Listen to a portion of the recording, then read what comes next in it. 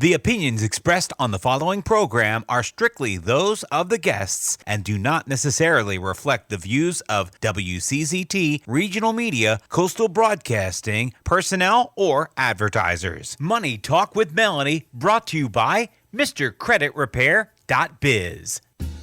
Money Talk with Melanie features entrepreneurs, CEOs, and politicos who are experts in their fields. Money Talk with Melanie. Money Talk with Melanie. On 98.7 The Coast.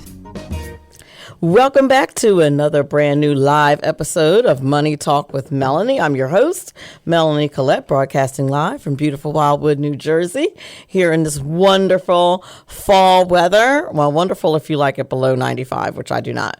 But it is nice to be able to walk outside with just a long sleeve shirt on or whatever, and enjoy just a little bit of warmth. And it's always beautiful down here at the shore and here on 98.7 The Coast. Our guests for the evening are in the 7 o'clock hour. We have nurse, attorney, and writer Nancy Perpall. She's going to talk to us about what the best way is to recover financially after a divorce. With the divorce rates being what they are, I feel like there's a person or two who could probably use this information. And in the 8 o'clock hour, we have architectural designer Rich Walton. He's going to talk about rebuilding Afghanistan, living and working in Afghanistan during wartime. Very interesting conversation we should be able to have there as well. He's got some great anecdotes and stories and just practical information about working abroad and particularly in a place that's so different from the United States. So looking forward to speaking with him as well. But in the news, of course, topping the financial news today is the Fed approving another 0.75 hike to raise interest rates. And that's the highest since 2008. And that is not a good thing. We've talked about this before. I talk about this every time the Fed raises the rates. What they're trying to do is get ahead of a recession, or at least that's what the media is telling us. Technically, and from a textbook perspective, we're already in a recession. That is 2 quarters of negative GDP growth consecutively, and we have already had that. So we are, despite the denials of the press and the Biden administration, we are already in a recession. So the Fed said that they were going to raise short-term borrowing rates by 0.75%, which we knew they were going to do, to a target range of 3.75 to 4%. And like I said earlier, that's the highest level since 2008, which is not a good thing. It means that your loans and things are going to cost more money.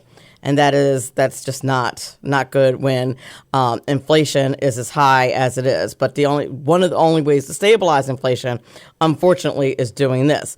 But had the Fed acted sooner and not been printing money like they had been doing, we wouldn't be in this situation. The Fed's new statement hinted at a potential change on how it's going to approach monetary policy to bring down inflation. And that is also not a good thing, as they have not been doing an awesome job so far. The stocks, of course, continued to fall as the Fed chairman was making these statements today. The stocks began to plummet at the idea that the Fed may be pausing soon, though the Fed chair, Jerome Powell, said that he expects a discussion at the next meeting or two about slowing the pace of the tightening. Let me explain what this is about. There's a midterm election next week. That's what this is. And if you think that statement is not political and that he's not trying to calm things down just a little bit, and he's saying, well, maybe we won't be continuing to raise interest rates, that's one of the only ways to combat the inflation that we're dealing with. But they're doing what they're doing is doing two things at once. They're taking a deflationary measure, which is raising interest rates, but they're also, from the Biden administration, putting in place all these inflationary measures, such as the student loan forgiveness and all these extra checks and this extra money that they're giving away. And they're wondering why the unemployment rate is only at 3%, but the labor participation rate is sky high.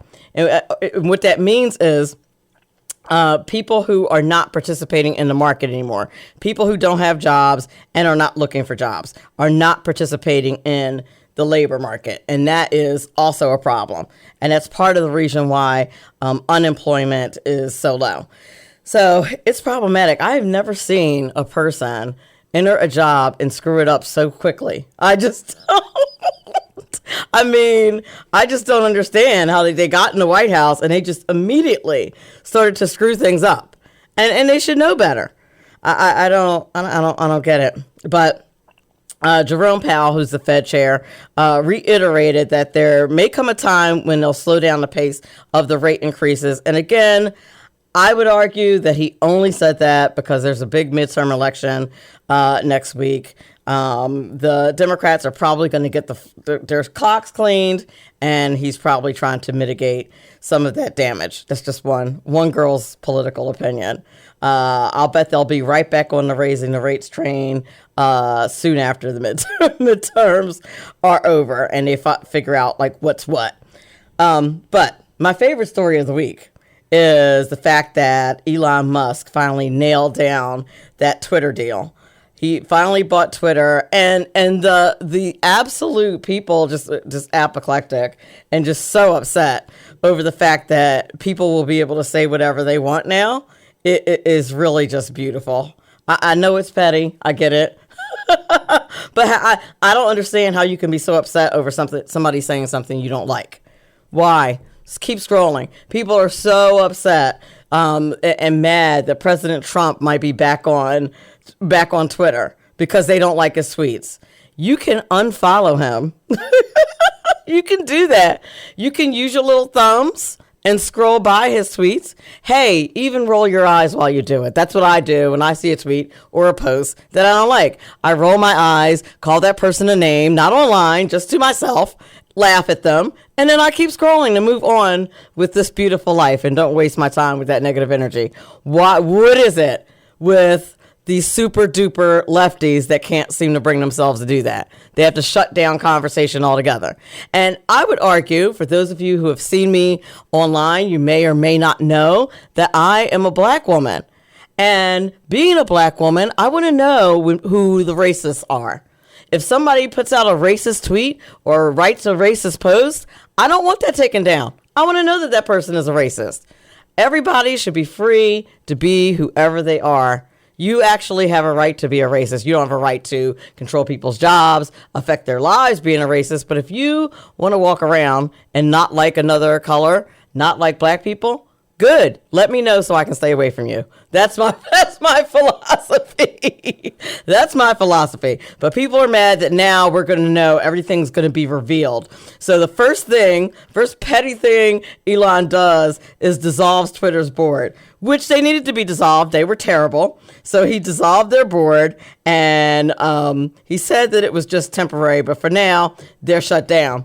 Then he cleaned house. Fired top executives. Beautiful. Chief financial officers, he fired. The head of legal policy and trust, ha ha ha. General counsel, he also fired. Hilarious. These people, and if you're thinking to yourself, wow, Melanie really doesn't like these people, why is she being so petty? If you've ever heard these people talk, if you've ever heard them interviewed and seen how absolutely obnoxious they are about shutting down free speech and about thinking that they could be the arbiters of who can say what and when in the United States when we have a First Amendment right to say whatever we want, they are so obnoxious, and good for them. Pound sand, bye. And I hate to say that I'm glad somebody lost their job, but see ya. The other thing he did, he's such a smart guy, brought in Tesla engineers to review Twitter's code. And while he did that, he shut Twitter's current engineers out. Like petty, but smart. Love it. Because All the secrets are about to be revealed about how Twitter affected past elections. You can't tell me that they did not. How it affected COVID. A lot of the things that people were saying were true, that were conspiracy theories, now we're finding out are true, that Twitter had those people banned and blocked and everything else. So good for him for doing that. And then the fourth thing he did was he launched a content moderation council, and he's revamping Twitter verification. I don't know how I feel about revamping Twitter verification. Like, I want to earn my blue check. I don't have one yet. And, if you want to help out with that, you can follow me on Twitter at MoneyTalkMel or at NJGOPDiva if you'd like to hear my political musings. You can do that. I'll take a blue check in either one of those places. But he's revamping how that's done. And he disclosed, at first he said it was going to be $20 a month, which was a total, manipulation thing. I was like, it's not going to be that high. And sure enough, it wasn't. Turns out it's going to be $8 a month. See what he did there? Oh my gosh, $20, I'm going to pay that. Oh, $8. That's not too bad. And then everybody whips out their credit card. So there you go. He's a smart guy.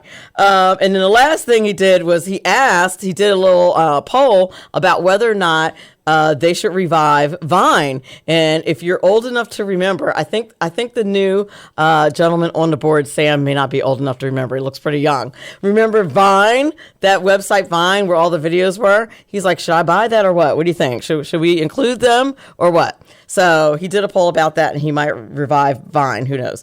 But nobody ever said that Elon Musk was not smart, and it is to my absolute delight that Twitter is in his hands now, and I hope you feel the same way too, but if you don't, it's okay to disagree. It is quite all right. You're listening to Money Talk with Melanie, and we'll be back with our guests in a few minutes. Money Talk with Melanie, brought to you by MrCreditRepair.biz. Money Talk with Melanie features lively discussions of a wide range of global, domestic, and kitchen table financial topics. Money Talk with Melanie on 98.7 The Coast.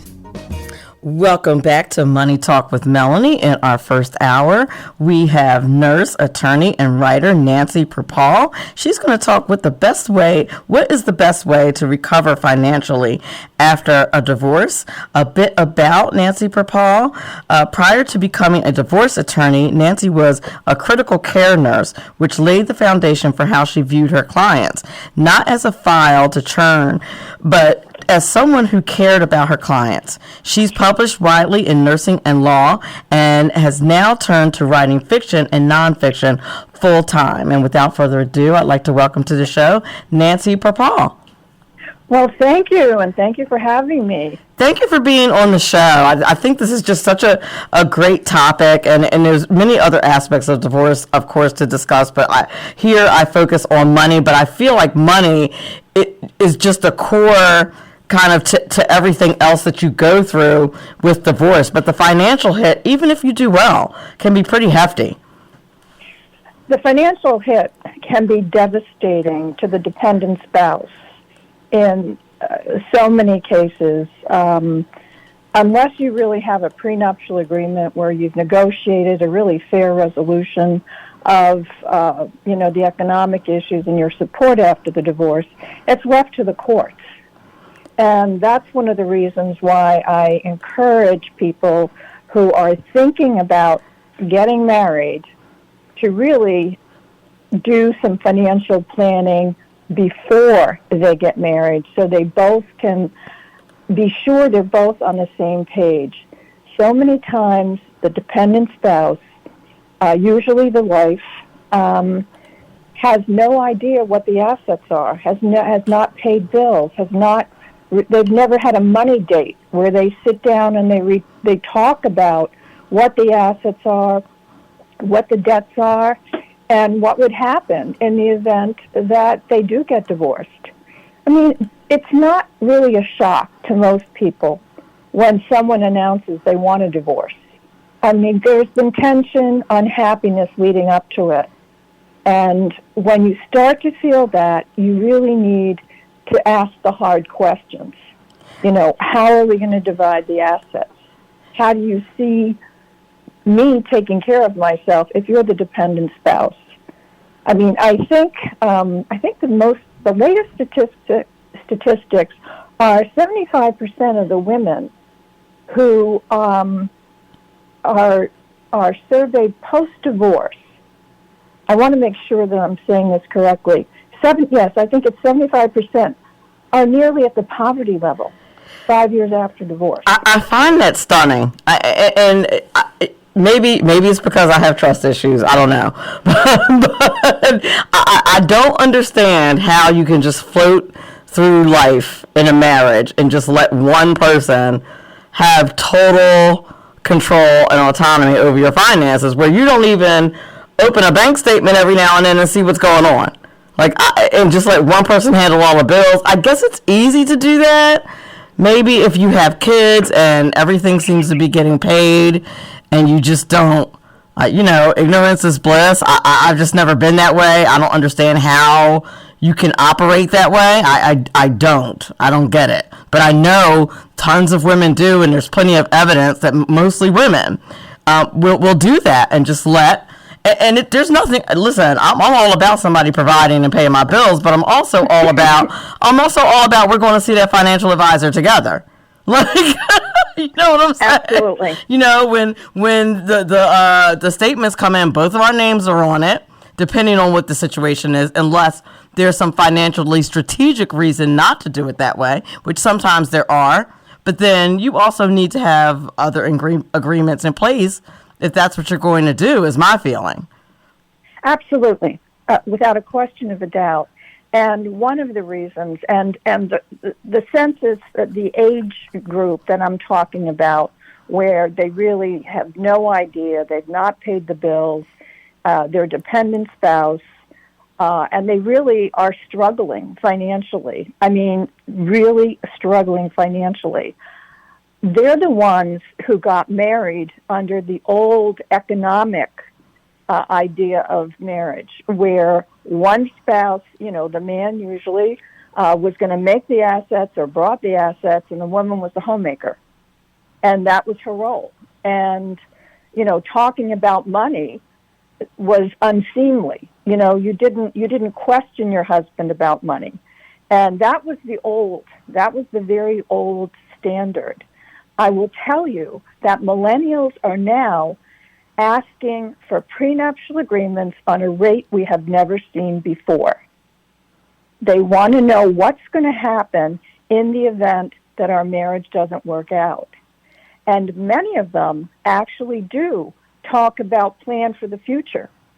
In other words, what exactly is what's your idea of, what are your financial priorities? How do you envision retirement? What kind of money attitudes do you have? I mean, those are the things that really need to be talked about before marriage. After the divorce, though, I think the key thing for women who are not self-sufficient financially are to really, really budget. Know what you are going to need as you're going through the divorce. Talk to your lawyer. And I know that there are some financial planners who will actually give a courtesy consult to dependent women going through a divorce to try to help them. The other thing is that there are so many resources on the internet for you to look to see how do you prepare a budget. Right. I mean, it does take a lot of, self-education. It takes motivation. And the problem, again, Melanie, is that when you're going through a divorce and you're the dependent spouse, the anxiety that you feel is so overwhelming that it really cuts into your ability to focus and concentrate and really learn a new subject. But I understand completely what you're saying, and I've certainly heard of this, but shouldn't you theoretically have been budgeting for yourself before you got married? Like, shouldn't you theoretically, just as an adult, just functioning in society, already have that? Like, to me, and, I feel like I kind of have a lot of nerve, full disclosure, I've been divorced twice, but to me, that aside, shouldn't you have that information before you get married as to how to run your own household? And then you kind of, when you get married, you kind of glom those two things together? Like, shouldn't that be how it works? It should be, but that isn't how it works. It hasn't worked that way traditionally. The new model is that, people are getting married, for love, and they're trying to, look at the person that they're going to spend the rest of their life with. And when people come in to see me about prenuptial agreements, I always send them to a financial planner first. Exactly. So that they can see that, a financial planner can help them budget. They can help them with taxes. They can help them understand that if you're in your 20s, you may not have Social Security. You may not have an ability, defined pension benefit plans were done away with, 25 years ago. Now it's all 401ks, and I think, 19,200 is the max now. Oh, my word. Like, how are you? Right. Like, come on. What can you do with that? Right. You're barely above the poverty line. I don't even know what the poverty line is at this point, but I would think that's barely above. Well, that's correct. And I couldn't agree with you more. That's why I'm really a proponent for, even if you have been married for a period of time, I'm sorry, you have to sit down and ask the hard questions. No. I need for us to go through our assets. No. If something happens to you, and you don't have to couch it in terms of, I'm starting to feel as if I hate your guts and I'm thinking about getting divorced. You can couch it in terms of, I love you so much, dear, but I'm afraid if something happens to you, I'm going to be, I have no idea, what's going on. I mean, there are lots of ways a woman can talk to her husband about sitting down. And, there's always, you can say, I know that you've always wanted to take care of me. I really need to understand. I feel like I'm at sea right now, where we are financially, what our debts are. I think you should talk to your fiance about that. When he breaks out the ring, that's when you all should talk. That's when you all should be talking about that. If you're married already, it's too late. Yeah. Am I wrong? No, you're not wrong. You're not wrong. And I mean, and again, if it's a traditional marriage where, the understanding going in was the man was going to make the assets and control the assets. He was, took umbrage at the fact that you asked him. Well, he can control it when he starts having the babies, then he can control it. That's you can make that happen. Then you can get to control the whole thing without, the input of your woman. Now, one of the things that I find interesting is, in doing my research, is the rate of divorce from people in their 50s and people in their 60s. Correct. Can you talk about that a little bit? I certainly can. People in their 50s are twice as likely as to get divorced as people in their 20s or 30s. People in their 60s are 3 times more likely to get divorced. And the reason why is, once again, going back to that traditional model for a marriage, to get a divorce was stigmatized. And it's no longer stigmatized. Everybody's getting divorced. Presidents have been divorced. There's no stigma attached to it. And at 60 years old, you're really thinking about your mortality. And I've represented so many people who were in their 60s, 70s. The oldest one I ever represented was 82 years old. And he wanted a divorce. What? Yeah, no, true story. I can't go into the facts, but that's a true story. They think about their mortality, and they don't want to be unhappy for whatever life is left for them. And so that makes complete and total sense to me. When I was reading that, I was like, oh, as a 52-year-old woman, completely get it. Yeah, I could see why someone... But you hear people, oh, they were married for 25 years. I can't believe they didn't make it. And I'm like, nope, I get that. No. I max out at 5 years of dealing with foolishness. So, I can't imagine 25 years of dealing with somebody who's getting on your last nerve. I get it. Completely. Well, you're right, and a lot of these marriages, especially in the 50-year-olds and the 60-year-olds, they've been unhappy for years. Exactly. And they didn't do it because of the kids. They didn't do it because of the social stigma. They didn't do it because, nobody at the club was getting divorced and everybody was married to their first wife. Yeah, I mean, they were still on their first wife. And then, when these, the arm candy started coming in, they were, it started to break it. But in any event, people are thinking more and more about their happiness.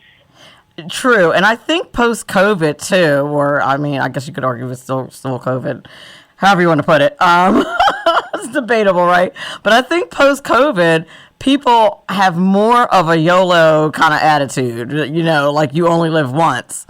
Absolutely. Kind of attitude. And they're really, one of the things that COVID highlighted, I think, is that how fragile life can be.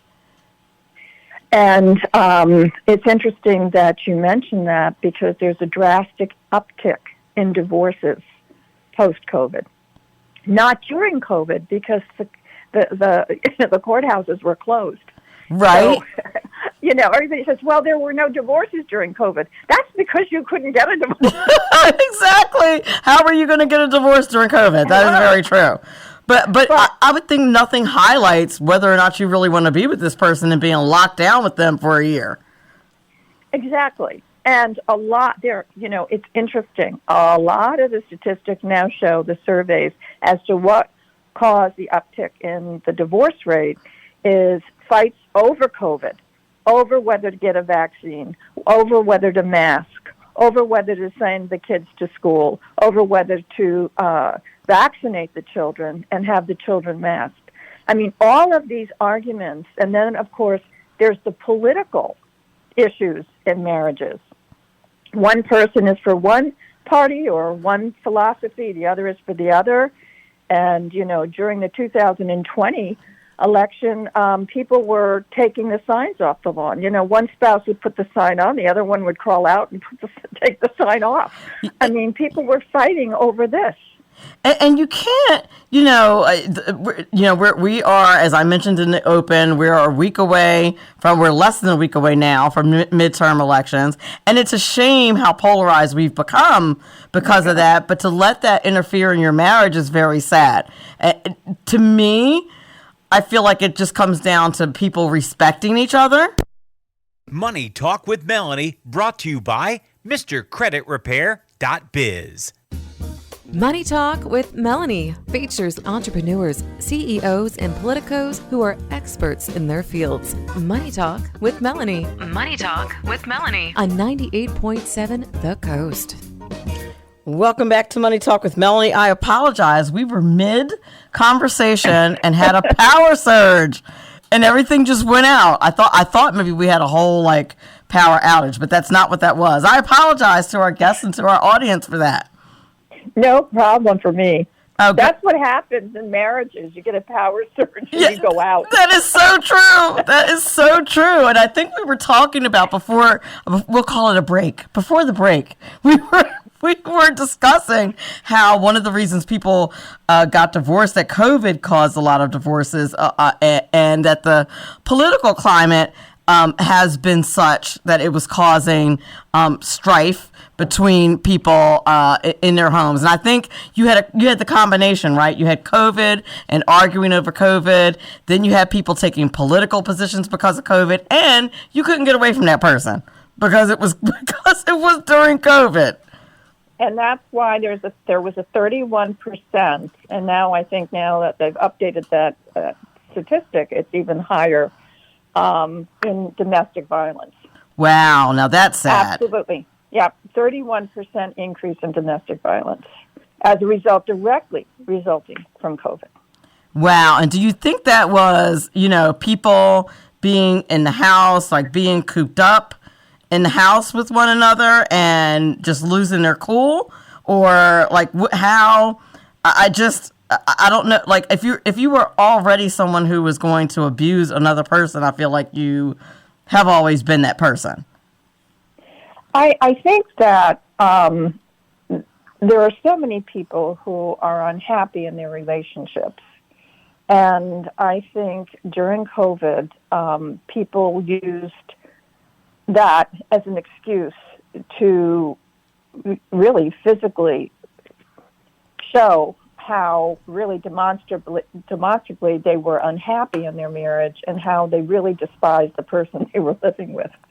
I mean, I no longer live in Pennsylvania, but when they had these huge storms in March, of course, like in the 90s, and we had, we didn't have cell phones or voicemail, we had the tape machine, and it would only take like 25 messages.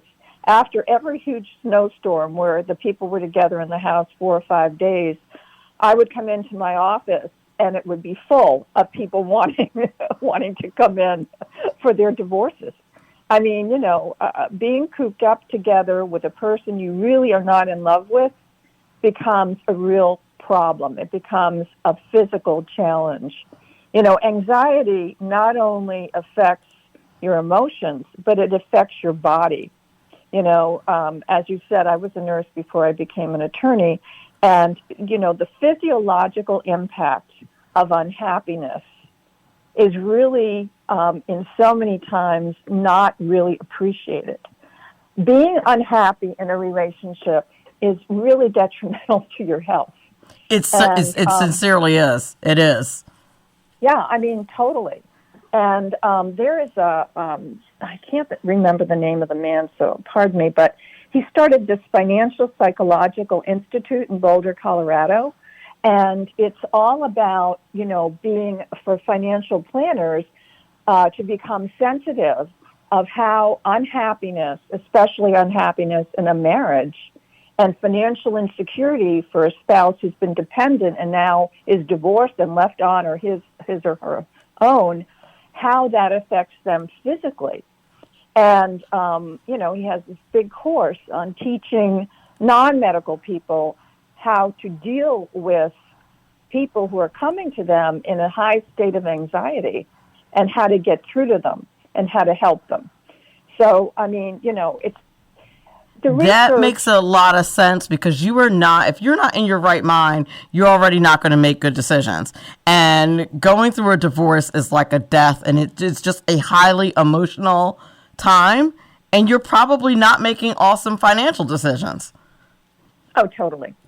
I have had so many women say, I just want to get it over with, or come in and say, I just want the kids. I don't care. I just want the kids. And I go, wait a minute. I just want my name back. That's what I said.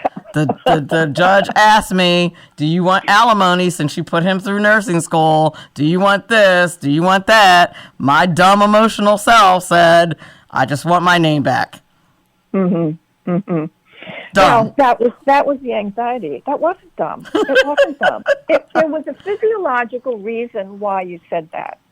And I don't want to go into it. This is not a medical, podcast. But the reality is people really need to start to appreciate. And more, there's more research. And there are more, not only financial institutes for psychology, but there are more programs for doctors and lawyers and financial planners to really appreciate the physiological impact of anxiety and how that impacts not only behavior but judgment, as you just said. And that is really so important to take into consideration. And I think one of the reasons why I was really an enormously successful divorce attorney, was because I took that into consideration.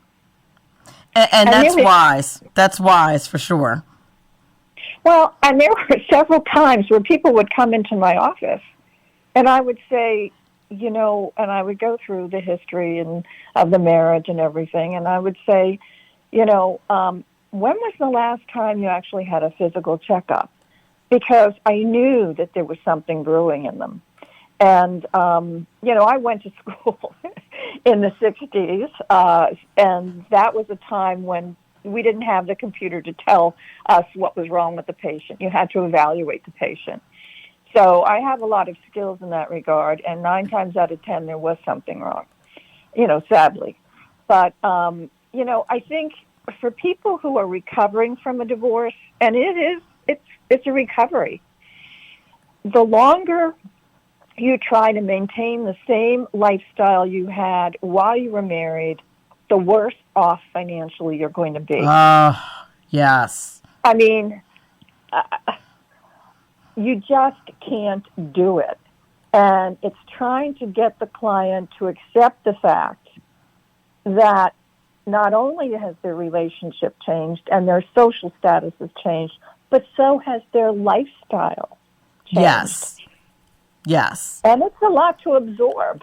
And there's a few things that you need to do just for your financial health to make sure that you're going to be okay or as okay as you possibly can. There's, maintenance that needs to be done to your accounts, right? Like looking at your insurance coverage, for example, right?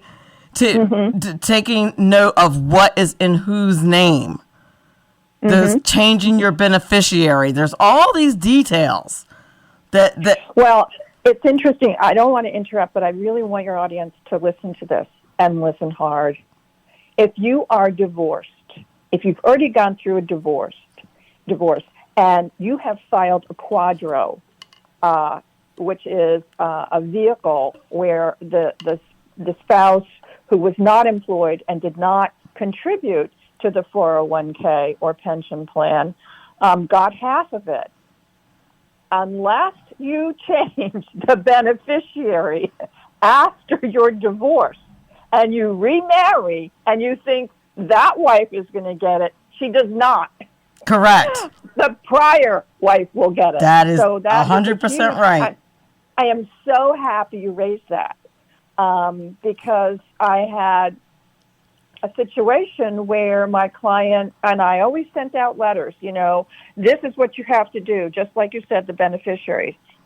If you don't change the beneficiary on the life insurance policy, the new wife isn't going to get it. The old wife is going to get it. Yeah, that's right. And that's that little detail that people don't think of. I mean, not for nothing, call me mean, but my sister was always my beneficiary through both marriages.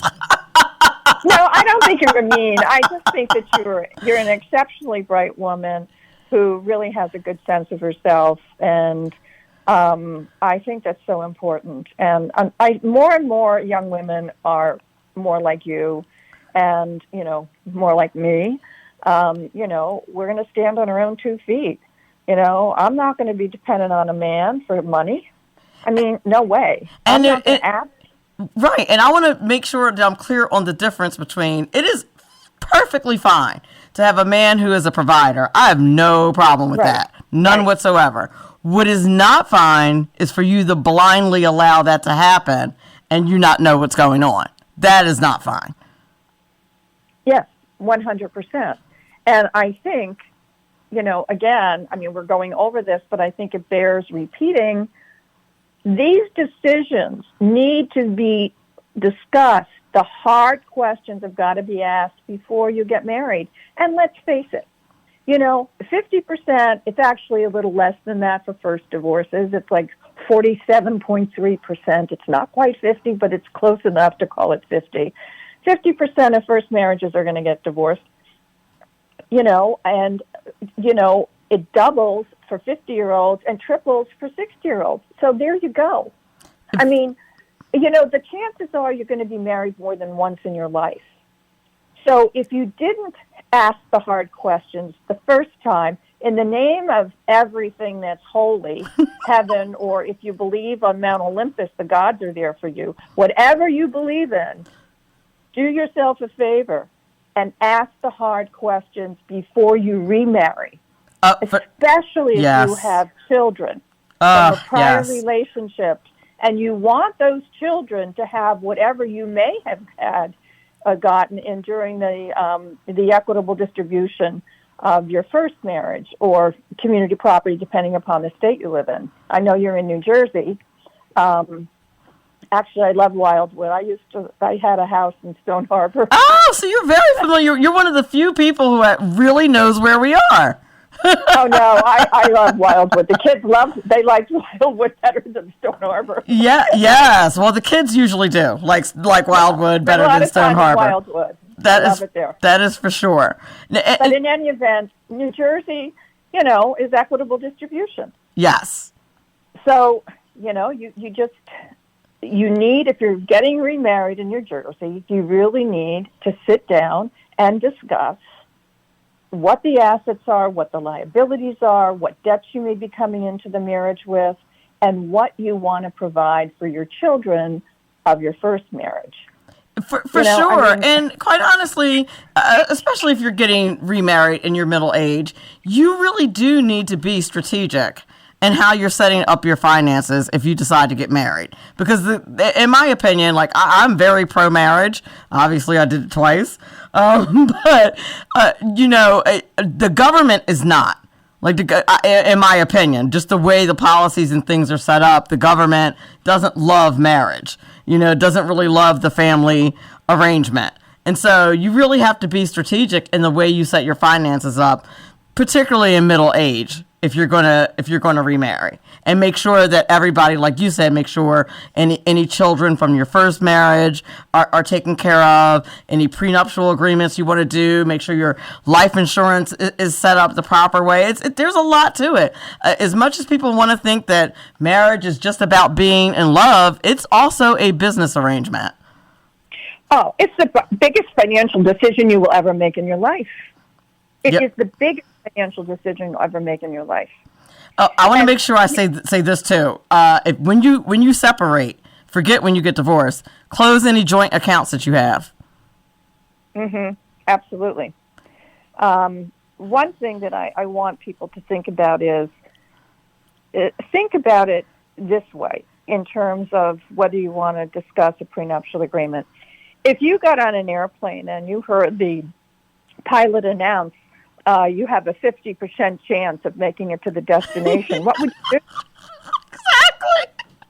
Exactly. My guess is you wouldn't get on the plane at all. Right. Exactly. But you have a higher rate of divorce for a second marriage and 70% for a third marriage. So, hey, you're getting on that plane with full knowledge you may not get to the destination. The Disneyfication of marriage and the social media that has, these young kids thinking that getting married is all about the dress and the fabulous things that you're going to post on social media and the funny things people are going to do walking down the aisle. That's all Disneyfication. But has Disney ever told anybody what actually happens after the happily ever after? No, and quite honestly, the hard work begins on day 2. After that is what it is. It is work. It is a serious job. Now, when you decide to get divorced, there are some moves that you need to make, right? Kind of immediately, making sure you know exactly what you have, what's your net worth, what are your assets, what are your liabilities, what money's coming in. And a lot of people don't do that while they're married, while they're a couple. They just kind of fly by the seat of their pants and don't know what they're doing. Well, I think that's why we're trying to educate people this evening and spread the word that you really do need to have those discussions. And I think actually I'm sure right now these young people in their late 20s, early 30s getting married are coming to the marriage with substantial debt. Yes. The average school debt when people are getting married is $30,000. The average, so you've got 2 people who have graduated who have school debt, that's $60,000. They're going to have to pay off during the course of their marriage. And then you've got another $5,000 to $10,000 in credit card debt. They're starting their marriage with close to $100,000 worth of debt, and then they want the big party, right? Which when people ask me, I always tell them, elope, have a very small wedding, justice of the peace, invest that money in a house. Invest that money in some actual investments. Do you know how much a $30,000 wedding is? $30,000 cash, compound interest after 20 years, and you blew that on one day? Are you crazy? Now you're not even married to him. Right, and now you're not even married to that dude anymore. You're probably still paying off the cake. Like, that does not make any sense. And like I said, I'm very pro marriage, but I'm also very pro make good financial decisions. Well, unfortunately, I found so many, so many women, in particular, younger women who would come to me for divorce were focused. They spent more time looking for the dress than they did looking for the husband. Ma'am. And, now you're preaching. But I don't get it. It is such an enormous decision. Sometimes people really do, love at first sight. But the research is that that's dopamine in the brain. It's true. And it only lasts 12 to 20 months. I mean, the research is very clear that is not, once again, we're talking about the physiological impact of different hormones in your body. Did you say 2 years, ma'am? Is that what you said? No, I said... you said 24 months, didn't you? Did I? That's how long I said 12 to 24 months, maybe. That's how long the dopamine high lasts? It could. No. Oh, that is very bad news. The average is between, and this again is, very subjective when people are taking surveys or they're answering the question, of the researcher. It's between 18 months and, 20, 24 months. At least that is what the research says. You can Google it. But sometimes, for me, for my first marriage, it lasted a week. Oh, my goodness. No, I'm kidding. No, I got married very, very young, 19 during the Vietnam War. He was going to go to war and, die in a rice paddy and, a lot of us did that. I get it. Now, there's two more things that I want to make sure that we highlight that are important to do during when you're going through a divorce with your money. You mentioned it earlier. Make sure you manage your personal budget. If you were not budgeting before, put yourself on a budget. That is important. Keep track of your expenses. And I don't even have this in my notes, but I would say this too. Make sure you run your credit report.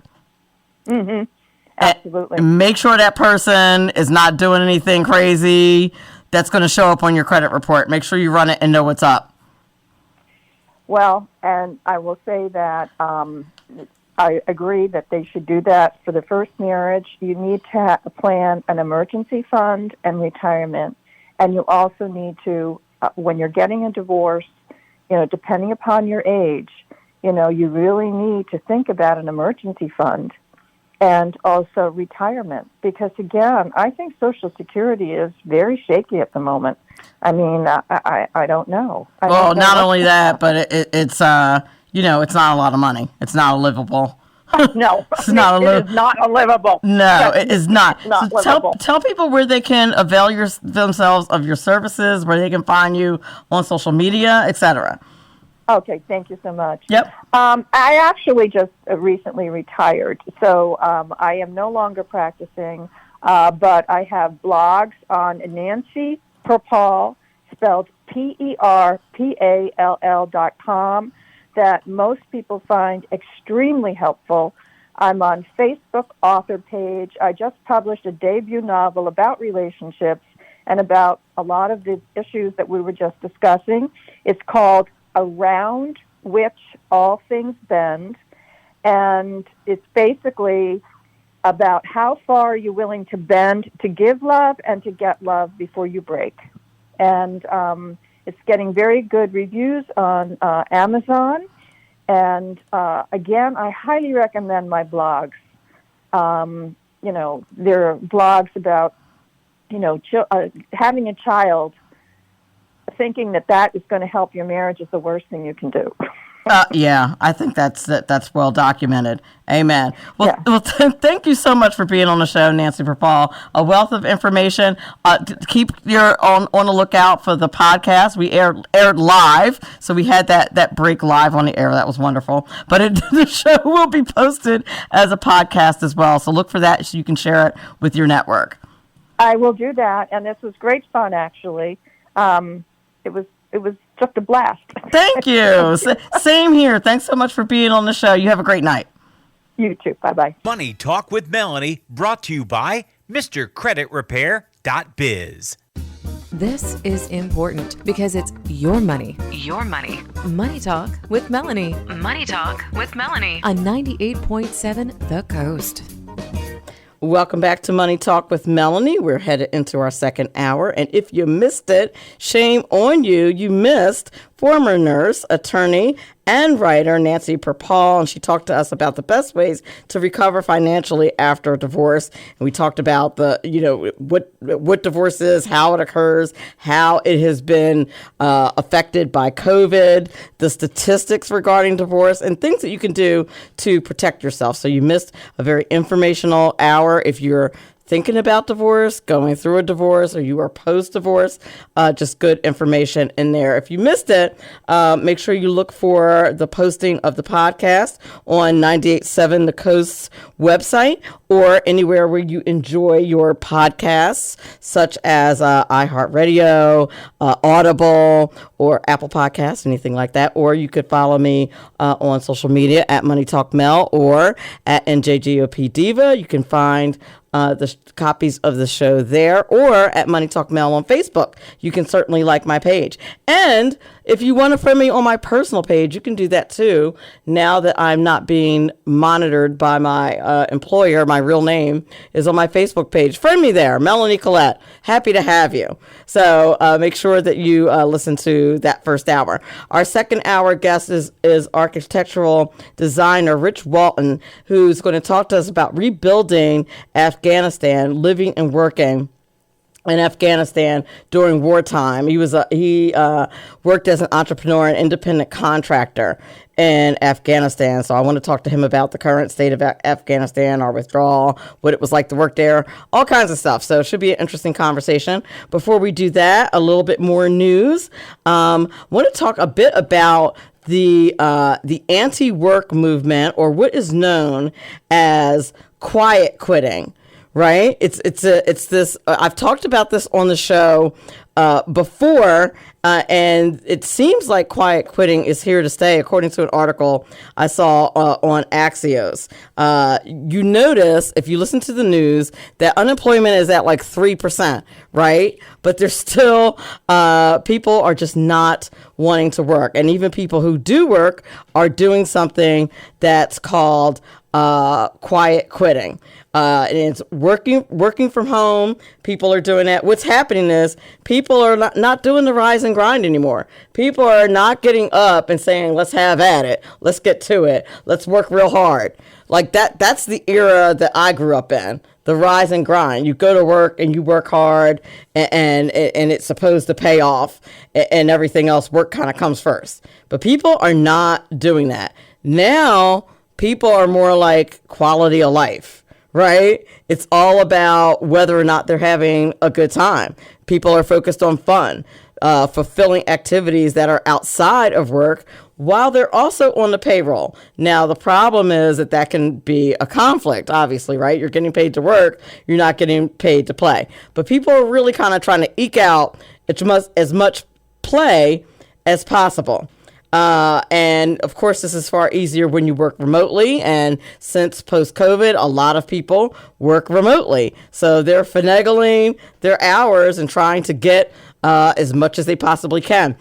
Quiet quitting kind of first started out as like a TikTok trend, but 31% of workers born after 1989, this is key, otherwise known as Gen Z and younger millennials, say that they're engaged at work. Only 31% say they're engaged at work. And how many of them are lying? Let's just be honest.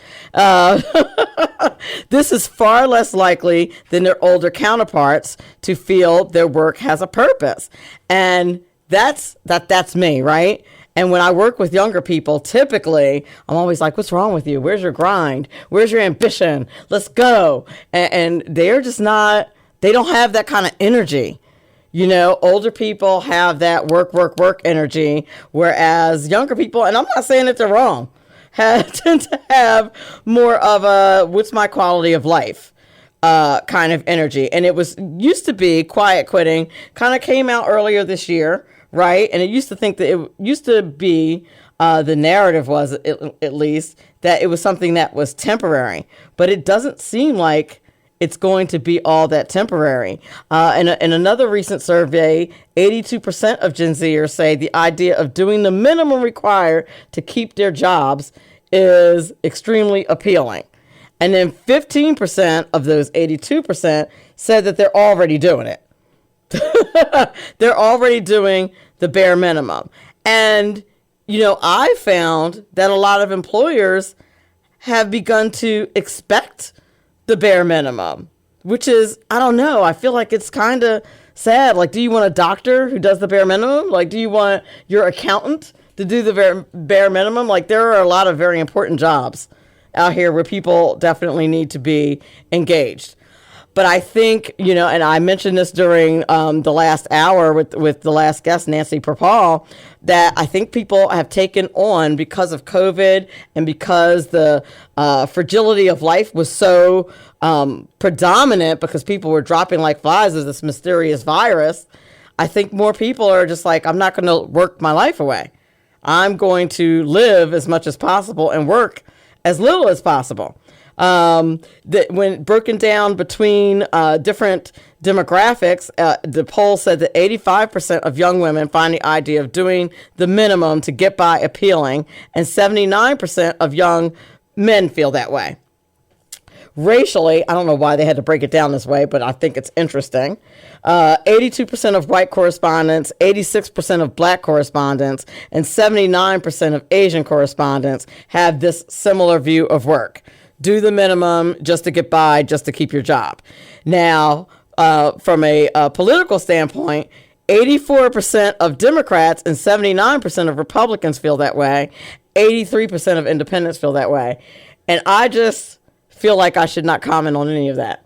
But take that information with what you will. But I will just say I am not shocked by any of these numbers. I'm just not. That seems about right to me. But a lot of people rank their work as lower on their priority list now than family, friends, wellness, and hobbies. And again, I think they're probably right about that. Like, of course, your job should not be as high as family, friends, wellness, and hobbies. But now, depends on what kind of work you do. To me, like, okay, if you make widgets, maybe that job doesn't need to be that high priority because it's not necessarily that important. If you have less widgets, not that big a deal.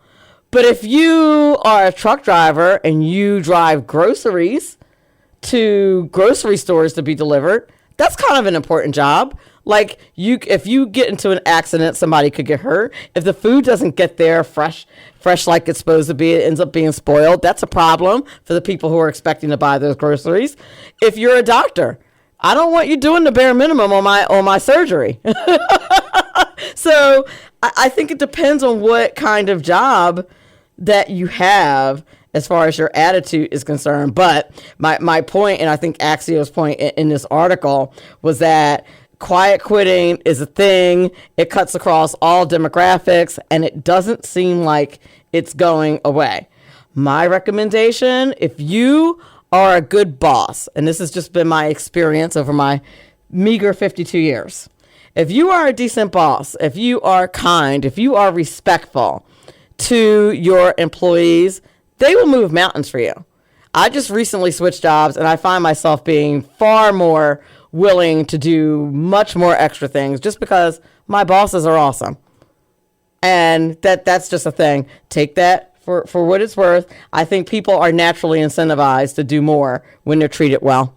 You're listening to Money Talk with Melanie. We'll be back with our second hour guest, Rich Walton, in a few minutes. Money Talk with Melanie, brought to you by MrCreditRepair.biz. This is important because it's your money. Your money. Money Talk with Melanie. Money Talk with Melanie. On 98.7 The Coast. Welcome back to Money Talk with Melanie. Our guest this second hour is Rich Walton.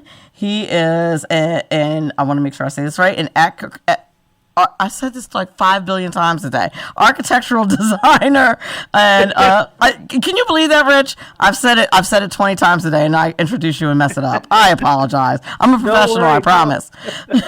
Architectural designer Rich Walton is going to talk to us today about rebuilding Afghanistan, living and working abroad. And when I say abroad, I don't mean on some island. I mean Afghanistan.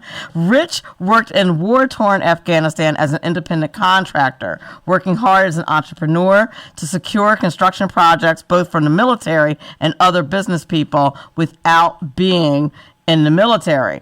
His networking skills played a key role in his success. Now back in the States, he can incorporate his perfected skills in his teaching, always encouraging his young students to reach for higher levels and continue to develop skills. And without further ado, I'd like to welcome to the show Rich Walton. How are you? Great. Thank you very much for having me on your show. I really appreciate it. I'm excited to have you. I just thought this was so very interesting, particularly since Afghanistan has certainly been in the news on many different fronts. But I don't think, and quite honestly, until I ran across your profile, I did not know that non-military people worked over there. Like, I knew that there were government people. Right. Like that they were civilians, but I didn't know just like, oh, I'm an entrepreneur, I'm going to go work over there. I did not know that was a thing until I saw your profile. Yeah, quite a few. I think in total, there was some rough figures put around, but around 4,000 of us were over there. Wow. That's we're kind of the not track type of people over there. So how does that happen? Like, did you see the article on Indeed? Like, jobs in Afghanistan? Like, what? How in the world do you come to be working in Afghanistan? Well, I wish it was like that, but unfortunately, I'll make it real quick for your listeners. But back in 2008, I had my own business, architectural business, had 10 people working on and off for me, with one of them being my son, and with the recession hit. And I'm out here on the West Coast, and so I had most of my contractors that I worked with either decided to retire, it was a good time to retire, or they went bankrupt and out of business. So I was a sole provider for my family, 3 boys and my wife. My wife was a stay-at-home mom. And so I had to try to figure out what to do to try to make ends meet during this period of time. I even called some of the big architectural firms that I had friends working for and said, hey, do you need some assistance there? And they said, Rich, we just laid 300 people off. Oh, wow. And so I went to like Home Depot. I went to Costco. I thought, well, if I can get a part-time job, I can still keep my architecture business going from, one job to another, not full-time. And finally, it just was a point where we just couldn't sustain that anymore. And my wife said, you have to figure something out. And so I started just sending out resumes all over the place. And so finally, one of the engineers that I happened to know was over in Afghanistan, electrical engineer. And he said, I think I can get you a job on with our company as a construction manager, since you've been in architecture and your father-in-law was a home builder and you did that for when you first got out of college. I think you would be a good fit for over here. And I kind of looked at my wife and went, Afghanistan, I mean, that's in the middle of the war, but I've never been in the military. And to make a long story short, Melanie, with $300 in my pocket and a one-way ticket to Baghdad, which was my first stop, I hopped on a plane and headed towards the Middle East. And when I got to Atlanta, Georgia, I called my wife and said, is this really something I want to be doing? Right. And when I told my folks I was going over there, they literally cried because they said, you were in college during Vietnam. You didn't have to go to Vietnam, even though your draft number was down there like around 70. And I had friends of mine coming back from Vietnam, and some didn't. And they said, this is probably not a place you want to go. And so I said, well, I'll take your guys' advice. And I, started my own business. But anyway, so my parents said, you're choosing to go there. And so that's what happened. And so my adventure began with, I thought was going to be 1 year, and it ended up being 4.5 years. And my wife would meet me every once in a while in Dubai, because it would only take me 2 hours to fly from Afghanistan to Dubai, and it'd take her 22 hours. Wow. Yeah. And so I had 2 kind of hats over there. When I first went over there, I lived actually in the city of Kabul, and I worked for a contractor actually trying to secure jobs forced to bid on and build using Afghan help. I did that for about 4.5 months, came home because the job kind of dried up, and never thought about going back. Started my business up for just about a half a year, and then I got a call to maybe come back over there, working this time in conjunction with the U.S. government. Still a contractor, bidding on as a contracting job, but I worked with the Air Force, and then later on, 2 years later, worked with a group called the PRT, which is the Provincial Reconstruction Team, which became my dream job, and I'd still be doing it today if it was still available. But they ended the program, and I was the last PRT member to leave in 2015. Wow. Okay, so you stopped in 2015. And how were you, I don't even know which questions to ask. So were you afraid to go over there knowing it was a war-torn country, that there were people certainly that when they saw an American would not be pleased about your presence? Like, yeah. I was scared to death. Matter of fact, when I first hit Iraq, I got separated from all the people that I was going over there with. Remind you that was just on the plane. I mean, I was going by myself. Most people that get deployed go with a group or somebody, but I was just a single individual. They pulled me aside and told me my visa was no good, and it was like something right out of maybe a Seinfeld show, with the soup Nazi. Visa no good, and oh man! And they took my passport away from me, and I'd heard all these horror stories about your passport being taken away, and nobody ever sees you again. And finally, they came back and they shaked me down for $150 for a new visa and sent me on my way. And I actually had 2 Lebanese gentlemen waiting there for me. They became my bodyguards for about 4 months to watch over me. Now, was that from the company that you work for? Yeah. The bodyguards came from the company. So I went over and worked for a company for, like I said, 4 months, came home.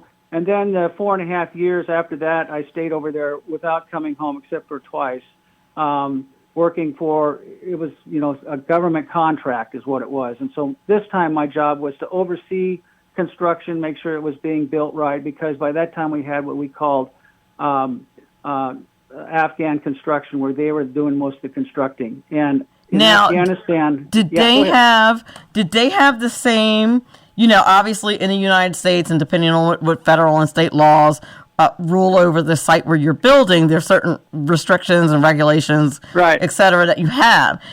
Did you have to use like Afghanistan's rules? Did you use the rules that were standard practice from the contracting company? Like, how did that work?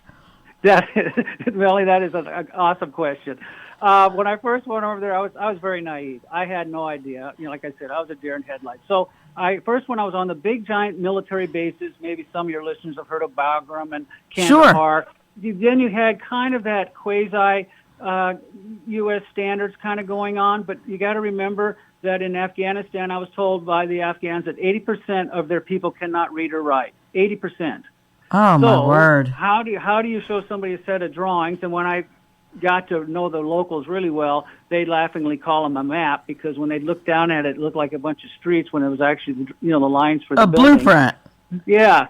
Got it. And so, but as you worked your way out farther and farther and farther from those major bases where I did a majority of my work, it started getting more and more and more remote and less any kind of codes or anything. And so I laughingly would say, well, if you think of Iraq as a third world, Afghanistan in those remote areas was fifth.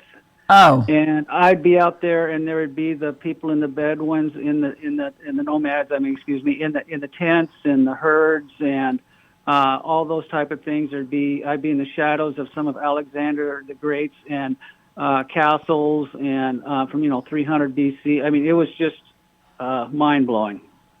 Wow. And you were building stuff out in those areas. Yeah, and the interpreters always told them, for people like myself, the Taliban had a bounty on us of $500. And I said, well, you need to get it up from that. I'm not getting, killed for $500. I need something a little more than that. Yeah, that doesn't seem like a whole lot of money. $500 bucks? Yeah, but it is over there, right? Yeah, that's over a year's wages. Yeah. Oh, wow. Okay.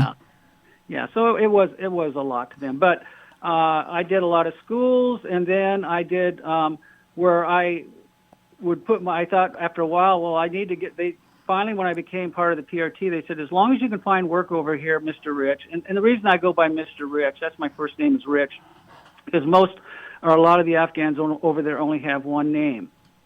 And so... they only have one name?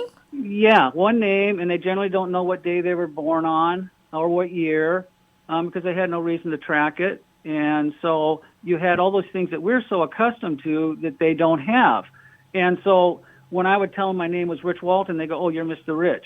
And when I told them that, I had to go through an interpreter. I was trying to learn their language, and every once in a while, some places they could speak a little English and that type of thing. But so I started going by the name Mr. Rich, and that's kind of what I've carried on when I came back to the States with my students. I'm still back on. Hold on. Yeah. I'm still back on. Everybody goes by one name because they don't have last names, right? And some don't know what day they were born because there's no reason to track it. Right. There's there's no calendars. Also, keep in mind that Afghanistan's a Muslim country, so they go by a different calendar than we do. Yes. And so they use the moon, and of course, we use the sun type of thing. So ours is solar. There's a lunar calendar. So you get those kind of complications. But so when I had different interpreters with me, they got to choose their birth date and the year they were born. And, okay, now I have like. I am certain that you already know what I'm thinking. Yeah. Okay, then how are we verifying all these people? Wait a minute, because your last name and your birthday are kind of like that's the main way that we track you. Yeah. So when our government is telling us that they tracked all these people, I feel like, dare I say it, the government wasn't being honest. Your words, not mine, but I'll give you an example. I had two brothers, and one chose his dad's first name as his last name, and his other brother chose his uncle's first name as his last name. So there goes your, tracking philosophy all kind of kittywonk. You know what? If I wasn't live on the air, I would just shut off the mic and leave. Like I can't deal with that information. Like I don't know what to do with that. So when my wife started talking about all this verification things, when I was over there, I go, what? Because I could email her, and every once in a while, if I was in Bagram or Kandahar, I could Skype her, type of thing. And I go, what are you talking about? I'm just a civilian, and I see it over here. What's everybody else telling you guys back there on all this verification stuff? Yeah, they told. You could go to the village elder and ask him if these guys are nice people, and I'm sure he could give you the up and up on that. But so when they're saying that they cleared all these people, they didn't clear no one. That is not a thing. Not your words, but mine. Yeah. I'm sure they had to talk to different people and talk to other people and this type of thing. But yeah, when it came down to verifying that stuff, how would you verify it when there's no records? Now, don't get me wrong. In the capital, in the bigger cities, there is, but or was, but out in the rural area, you didn't have any of that type. So of there's thing. no State Department of Afghanistan. No, and there's no. I mean, there is, but that's just in the capital and that type in a couple of the bigger cities. But yeah, most of that stuff was just, you didn't have police. In the ones in the bigger cities, you had to worry about being kidnapped. There's a lot of corruption going on. Don't get me wrong, I love the Afghan people. I was fortunate that all my interpreters and everybody all got out. But it's one of those things that after a while you just realize, wow, we're playing by different rules here. And then kind of going along with, what you're talking about, my business, when I realized I had to start doing business activities in Afghanistan to create enough work to keep myself busy over there, I thought, this is insane. I'm networking in a war zone. So I never thought of anything like that. How do you network in a war zone? Because I'm imagining that there was no LinkedIn meetup cocktail party. There was Like I don't think that was a thing. So how would you do that? Well, even in the big city of Kabul, they had no street signs. They had no, of course, no phone books. It was like going back to like the 1900s in a way. And so when I wanted to find different material suppliers, when I was in the capital city, I had to drive around and go, okay, this is the lumber street, this is the plumbing street, this is, this other street. And then when I got farther and farther out, it was a matter of, you just had to just word of mouth type of thing for as, where you got your materials, where it came from. And of course, in the State Department, everybody's telling us not to buy materials from Iran or different other countries. Well, that's all the stuff that's coming into the country. So then what do? There was a lot of things like that were kind of convoluted that you'd be sitting there just shaking your head, just going, I can't believe what's going on here with all this type of thing. But, we made it work. And, when we were in the city, we used a concrete mixer. And when we were out in the country, we used a shovel on the ground to make concrete. Like a spoon, just like a spoon. Stirring it up. Made our own bricks. We'd sometimes differentiate between kiln dry bricks that were actually made in an oven like we kind of do here in the States, and then we had sun-dried bricks that were just left out in the sun to dry. Whoa.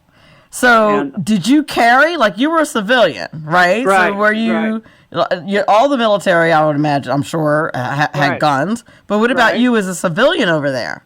I couldn't do that because of what I was told was because of the Geneva Convention. And so I couldn't become a combatant. And so when they call them guardian angels, but when I had like the U.S. troops, it was not always U.S. troops guarding me, by the way, but when I had U.S. troops kind of guarding me, the guardian angels, they'd always say, Mr. Rich, how come you don't have a weapon? And I said, well, I can't legally have one. And I said, but you know what I do is I watch The Matrix at least once a week so I can get that dodge. So you're good, yeah. And I'd lean back and kind of like in that movie and make it sound like the bullet was going by me. And the young soldiers would just go, oh, Mr. Rich, they'd be laughing so hard going, I can't believe you're doing this, And there's places where I would go out and land on a helicopter out at a base. And I'd be working on an Afghan military base, and I'd be the only person out there. And I'd have this dun dun dun dun dun dun. This whole helicopter entourage would come in with a couple colonels on it, and Blackhawks in the air, and Apache helicopters. And they'd walk around the building. They'd see me, and they go, "Who are you?" And I go, "I'm Mr. Rich." And they go, "What are you doing here?" And I said, "Well, I'm helping build this." I said, "I'm the tip of the spear." I says, "If I don't build it, you don't live in it." And they just, well, that's a good point. They go. So so you weren't building places all by yourself. Like you had a crew, right? Or was it you, and then you really had to find everybody else?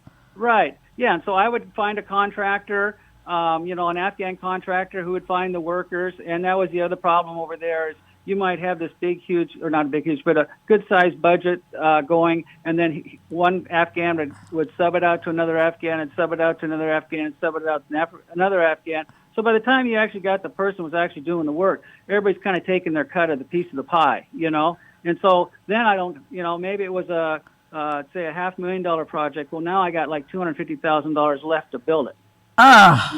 So I'm just, my mind is like racing. So I'm trying to understand what kind of projects, what kind of business opportunities private entities saw in Afghanistan. I'm sure there are plenty that hadn't occurred to me.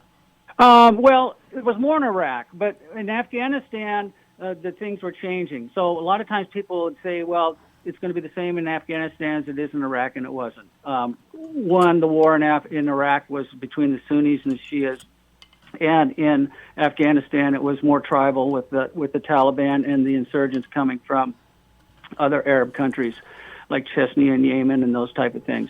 And so that complicated things a little bit more. But there, at the beginning, U.S. contractors and contractors from other countries like Turkey and Germany and those things were trying to get these bids to build the bigger projects, like giant bases and those type of things, like, a huge mill, like building up buildings on Bagram or building it on Kandahar. My work was all done out in the rural area where most of my projects were under like $700,000. I mean, it sounds like a lot, but a lot of them would be down a lot less. So, like for sure. girls, Do me a favor. I hate to cut you off, but we're up Yeah. against the commercial break. Hold that thought, because Okay. I want to talk to you more about the different projects you did on the other side of the break. You're listening to Money Talk with Melanie. My guest right now is Rich Walton. He is an architectural designer who worked over in Afghanistan right after the war, and he's talking about his experiences. We'll be back in a few minutes.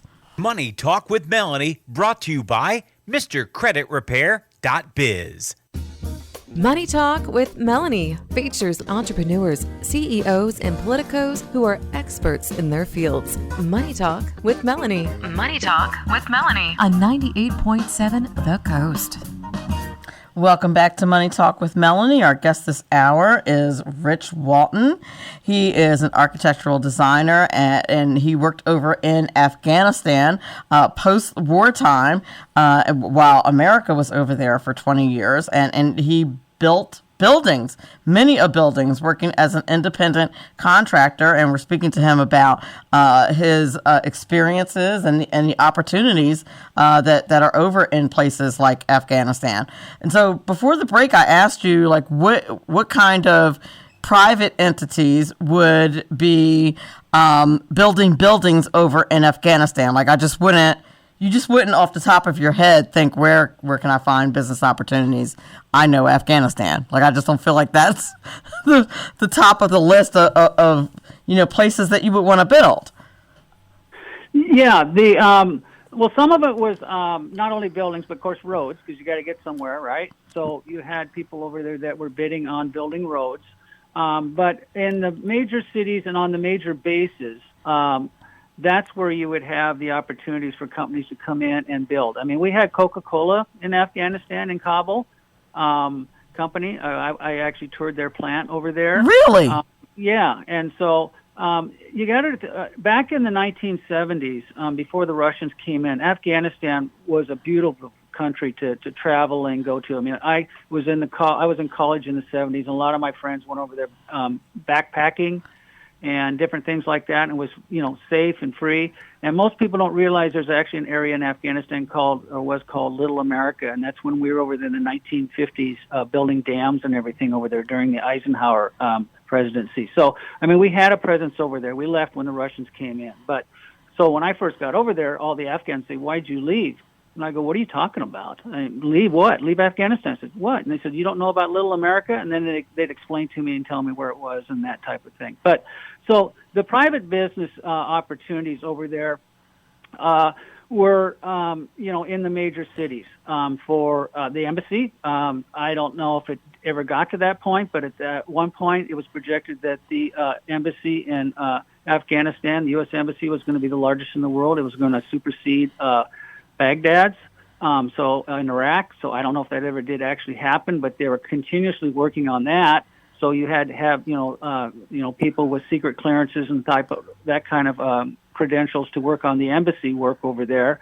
So that was available to private companies. And anywhere where there's thousands of Americans, you're going to have a market for American things. Right, exactly. And on a lot of the bases, of course, they were in trailers and that type of thing. So there was companies that were building like, food cart kind of things, except, we had on the major bases, they get a lot of criticism because they had Burger King and TGIF Fridays. And, what? Those type of things on the major bases in Afghanistan. My Lebanese used to always try to get me to take them to Bagram because they had a Dairy Queen, and they just loved Dairy Queen ice cream. So, you had two different kinds of war facilities over there. The major ones like that had, 50,000, 30,000, I'm not sure what the totals were on Kandahar and Bagram, but they had paved streets, lights, beauty shops, barber shops, stores, everything you could possibly think of. Okay, so the people who live there, so their government is not, it's not any, I don't know much about their government, but I feel like our media only shows us kind of one side, right, of their government. But they certainly don't have, a constitution, right? Where there's, a lot of things that are completely against the law. So how how do you know, like, how did they decide what people lived in the nicer areas that were built up and what people lived in the, in the rural areas where they didn't have access to things? Is there a caste system over there? Is it just the luck of the draw where you end up being born? Like, how does that work? Well, most of it, like you're talking about, Melanie, is the education. And so they had universities in Kabul, and then a lot of the people that could afford it sent their children to go to school in Lebanon when it was nice, Beirut, before we had the problems there, England, Dubai, Germany. They actually had direct flights going back and forth between Germany and Afghanistan all the time. Oh, wow. So there's from what I understand, there's quite a population of Afghans living in Germany. But so they would fly in and out of the country all the time. They were, got educated. I was even out on some rural areas, and because of my beard and everything like that, I had one gentleman come up to me and start speaking German and Afghan, because he thought I was German just because of my heritage. I got kind of blonde hair and blue eyes, and I'm about 6 foot tall. And so he started, speaking to me, and I said, sprechen die Deutsch, da, da, da, da, da. And I go, nine, I don't know, Americano. And he goes, oh, okay, I thought you were German. And so he moved back to his village to kind of help, build up, his village and everything after the war with the Taliban being chased out. But so you did have the educated people. I was even in some condo buildings outside Kabul where they were building all these huge condo buildings, and you had musicians and artists and different people like that could afford to live in these condos, living in those condo buildings. Now, were these Afghan? Yes. Wealthy people? Okay. Yeah.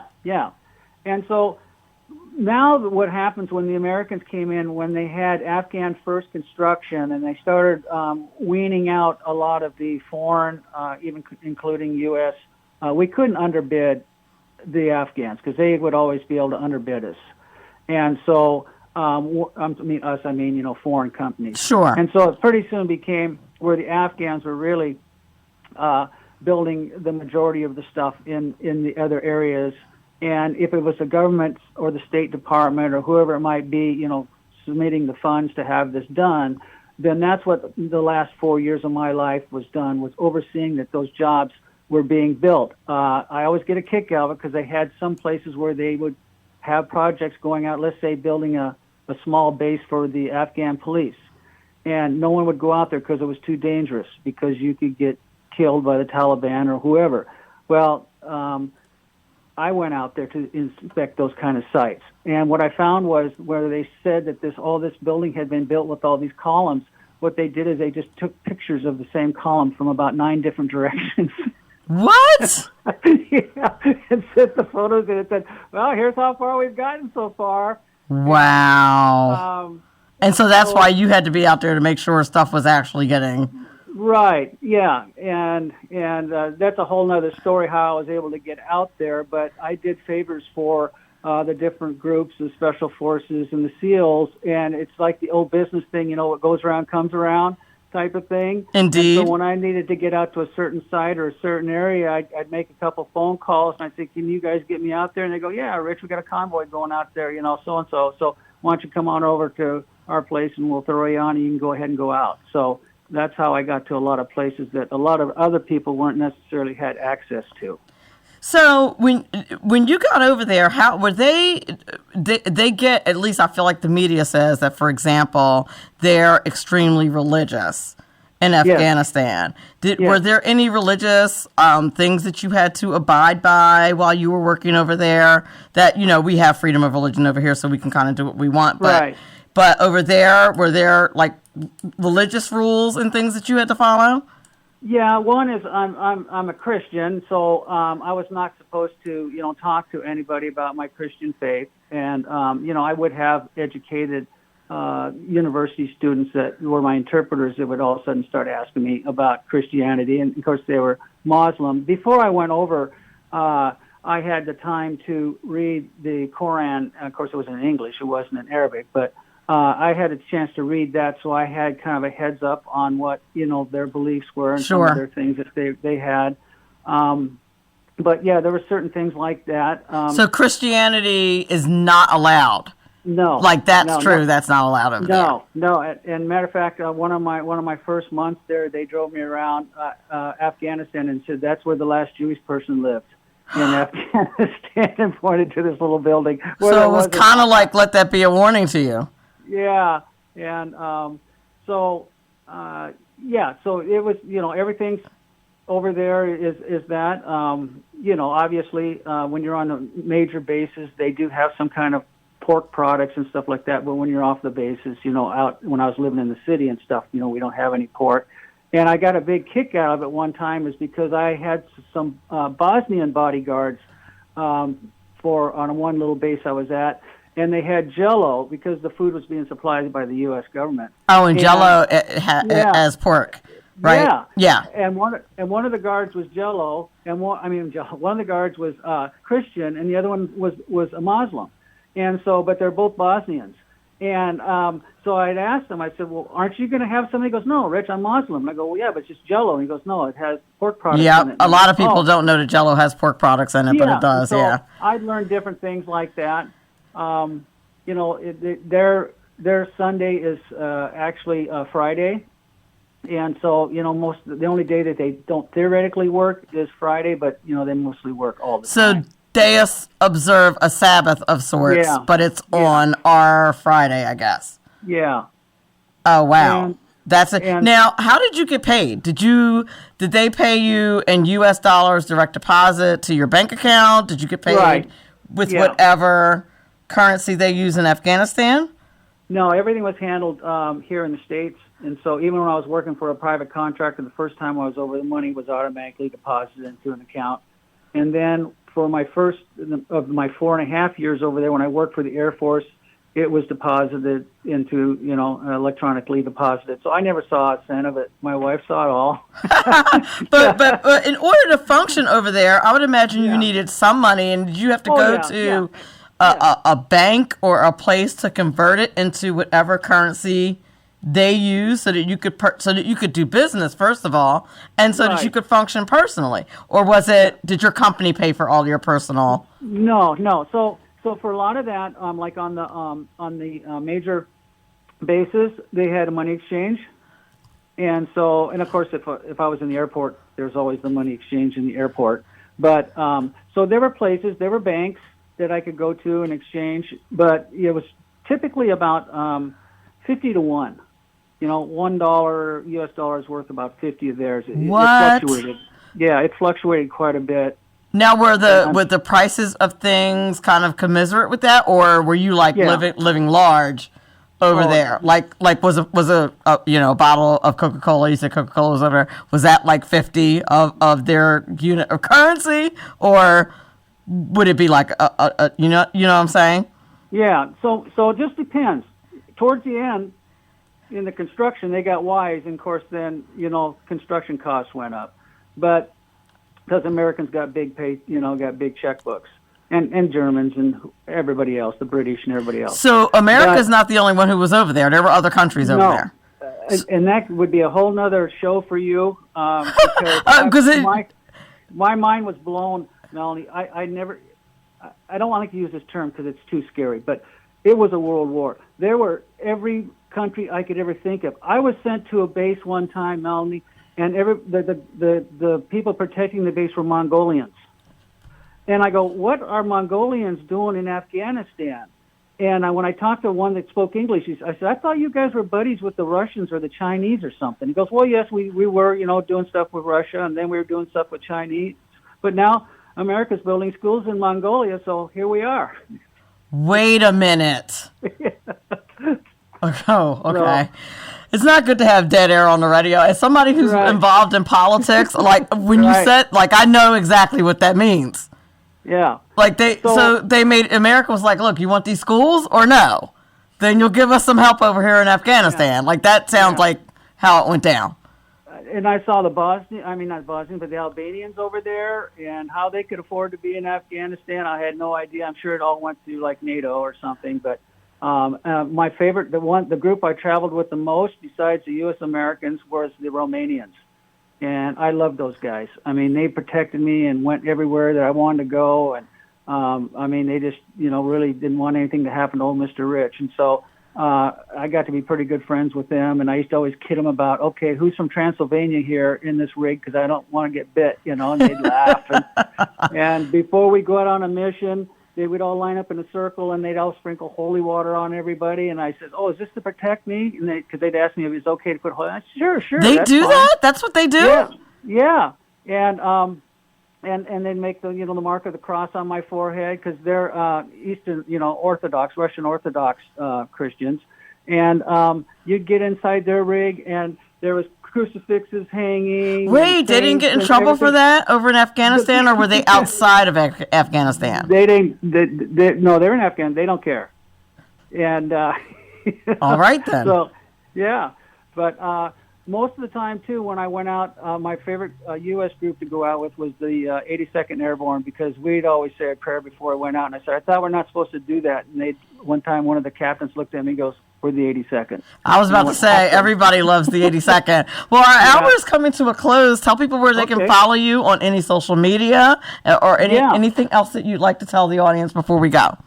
Sure. If you want to see a lot of my stories, and I got one chapter, it's called Cat of Nine Lives, talks about, 9 different times I was almost killed and made it out alive. But you can go to my website, which is onebrickataTimepress.com. And I constantly have blogs going up there, and I also have my book available for people to purchase there, or they can, purchase it on Amazon. What's the name of the book?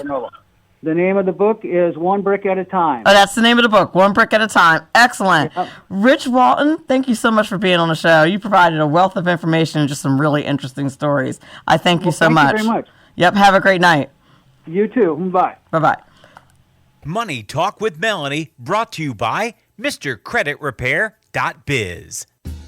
Money Talk with Melanie features entrepreneurs, CEOs, and politicos who are experts in their fields. Money Talk with Melanie. Money Talk with Melanie on 98.7 The Coast.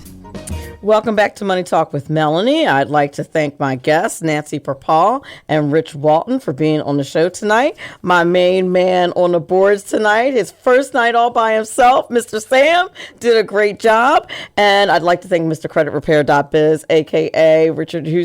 Robert Houston, I'm sorry. Thank you so very much for sponsoring Money Talk with Melanie. I appreciate you. If you are listening to the show via 98.7 The Coast website or listening to it as a podcast, I thank you as well. Please do tune in next week, where we'll have another wonderful episode with 2 more fabulous guests. And remember, all of this is important because, after all, it's your money.